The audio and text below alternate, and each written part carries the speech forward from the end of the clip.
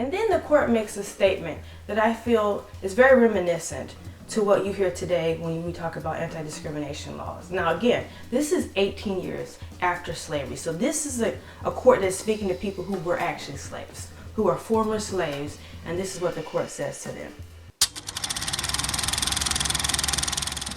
What's up everyone, it's me, Brooke. Thank you so much for coming back to my page and for joining me for part 5 of the Untold series, which is, what's crazy is that we're on part 5 and we still have not made it to the 20th century. But anyway, this is the Untold Stories of the Civil Rights Movement, where each week I look at what I think are important cases, I talk about them, and I tell you why I think they're important.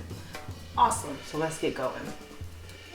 This week we're looking at the civil rights, what's known as collectively the civil rights cases in 1883, where you have 5 cases that make their way up to the United States Supreme Court. It's similar to what we saw with the Brown case, Brown versus the Board of Education, where there you also had a bunch of cases that made their way up to the United States Supreme Court, but is known as one case. So let's get started with the facts of the case. What are the facts of the case? Well, I mean, you can go as far back as slavery because it's all kind of grouped in here, but this case deals with the Civil Rights Act of 1875. That's right, boys and girls. The first civil rights law was not passed in 1964. It wasn't even passed in 1875. It was actually passed in 1866. That's still good law. But then there was a second Civil Rights Act that was passed in 1875. And that law took about 5 years to get passed. The Senator Charles Sumner from Massachusetts, of course, you know, civil rights advocate, he was trying to get it passed since 1870, and it took even beyond him dying. They finally got it passed in 1875, and it gave all people, particularly obviously former slaves, black people, the right to not only just vote and do all these things that they got because of the 13th, the 14th, and 15th Amendment, but to ensure that they couldn't be denied certain accommodations, public accommodations. And the idea being these are public accommodations, but they're privately held. They're privately held, but they're public accommodations. So, you know, we want to ensure that people actually have the right to enjoy all the amenities of being an American citizen. So it's passed in 1875, and what happens is you have these plaintiffs in the civil rights cases who are denied entry into public theaters. And what's funny is, like, what's ironic about this one case in particular in Tennessee involved a black man who could not get into a theater, I think it was the McGuire Theater, to see the Tennessee Jubilee Singers. Now, they call themselves the original or authentic Jubilee Singers, but they were obviously a knockoff of the world famous Fish Jubilee Singers. So this black man is trying to get in to see black singers, but is denied entry. He sues, like I said, it's 5 cases. They sue and they take it all the way up to the United States Supreme Court.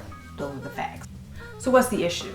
The issue presented here is, does this Civil Rights Act of 1875, is it unconstitutional? Does it violate the 10th Amendment, which left all rights reserved to the states that weren't explicitly given to the Congress and the Constitution?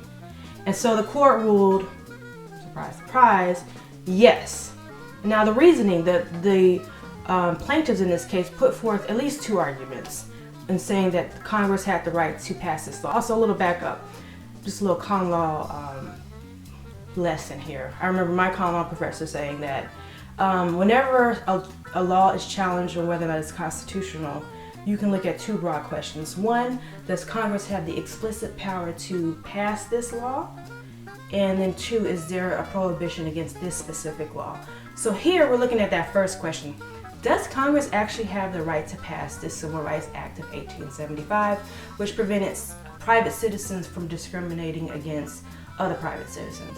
What the court found there is that while the 14th Amendment prevents states from discriminating against citizens, it does not allow Congress, or gives Congress the power to prevent other private citizens from discriminating against other private citizens. They're powerless to do that. At least back then, of course, you're probably thinking, well, what about what's going on now with the Civil Rights Act? We'll get to that. We'll get to that. But here in 1883, the court's saying Congress has no power to stop individual discrimination. So they immediately outrule that as a possibility. Then the court looked at the 13th Amendment and had to decide whether or not, under the 13th Amendment, Congress had the power to address the issue of individual discrimination because it was a badge and incident of slavery, the language of badge and incident of slavery. What the court ruled there in saying that no, Congress does not have the power under the 13th Amendment to pass this as a badge and incident of slavery because discrimination has nothing to do with slavery. As a matter of fact, they said, for instance, if during the time of slavery you had some lodge that said we do not allow Africans to come in because they're trying to prevent people from escaping slavery, that has nothing to do with slavery. What? Yes, it does. If you're preventing people from being free, then you are a part of the system of slavery, and therefore it is about slavery and about oppression. But yes, so the court says no, slavery is not a matter of slavery and discrimination or refusing to let people lodge at your place, enjoy your theaters, eat at your restaurants. It has nothing to do with slavery. This is completely separate. It's not about bondage. And then the court makes a statement that I feel is very reminiscent to what you hear today when we talk about anti-discrimination laws. Now again, this is 18 years after slavery. So this is a court that's speaking to people who were actually slaves, who are former slaves, and this is what the court says to them. It would be running the slavery argument into the ground to make it apply to every act of discrimination which a person may see fit to make as to the guest he will entertain or as to the people he will take into his coach or cab. And then here's the quote that is particularly, I think, egregious, what the court says.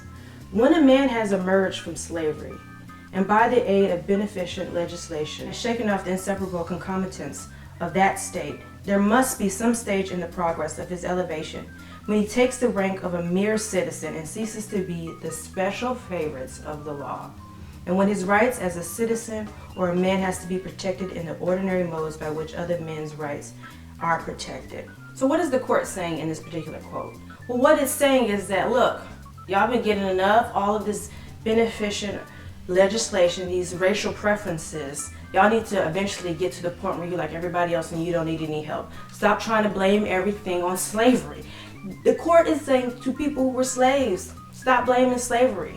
Stop blaming slavery for your plight. This ain't got nothing to do with slavery. This is about whatever. It may be invidious discrimination, but this has nothing to do with slavery. It's just about what people want. Then the court gets historical. There were thousands of free colored people in this country before the abolition of slavery, enjoying all the essential rights of life, liberty, and property the same as white citizens. Lies. Yet no one at that time thought it was an invasion of his personal status as a freeman because he was not admitted to all the privileges enjoyed by white citizens. So the court's like, look, you had black people before who weren't slaves and they enjoyed every right that white people had, and they never thought it was because of slavery that they may have been discriminated against. And so this brings me to why I think this case is very important, even to this day. One, obviously, the court had a willingness to sort of separate state action and private action and saying, well, these two are so nicely distinguishable and so we can't deal with the private action. But it's just, again, when people are scheming, then it just gives them another route to be scheming. But I also think this case is very, very, very important because it shows almost immediately how this court was so ready to separate slavery from discrimination, the history, to remove it from the context of slavery and to say discrimination is something different and slavery is something different. And they're saying this to slaves, telling the slaves, look, you have had enough beneficent legislation. You don't need any more legislation. Just get it together. Pull yourself up by your bootstraps and stop looking for the court. Stop blaming everything on slavery. And I think the fact that the court was so willing and so ready to distinguish or remove discrimination from its historical context within this grand system of slavery that was developed over hundreds of years. But only 18 years out, they want to act like racial discrimination is not a badge and incident or related to slavery, it has nothing to do with slavery.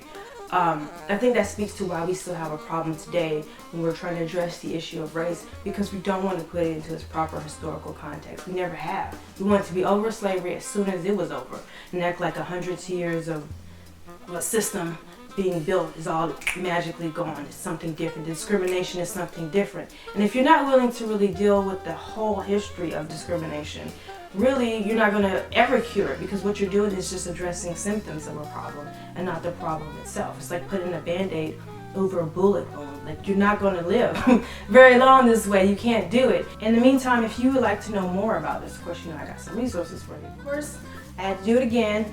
Black Trials, get it, love it, live it. It will bless your life. And then Also, another new book I'm introducing, Inherently Unequaled, which deals with this period of Reconstruction and civil rights laws. It has the civil rights cases mentioned there, as well as Plessy versus Ferguson, which we'll talk about. If you like this video, please be sure to hit the like button below. I would really appreciate it. Please be sure to share this video as well. If you're on YouTube, subscribe to the page so you never miss a video. Also, if you're not following me on Facebook or Instagram, please be sure to follow me there. I'm on TikTok. I might start doing like these 1-minute civil rights updates. I don't know. We'll see. Also, please be sure to subscribe to my blog, Palucky'sWorld.com. That way you'll never miss an article and or a video. Thank you so much for watching. Take care and God bless. See you next week.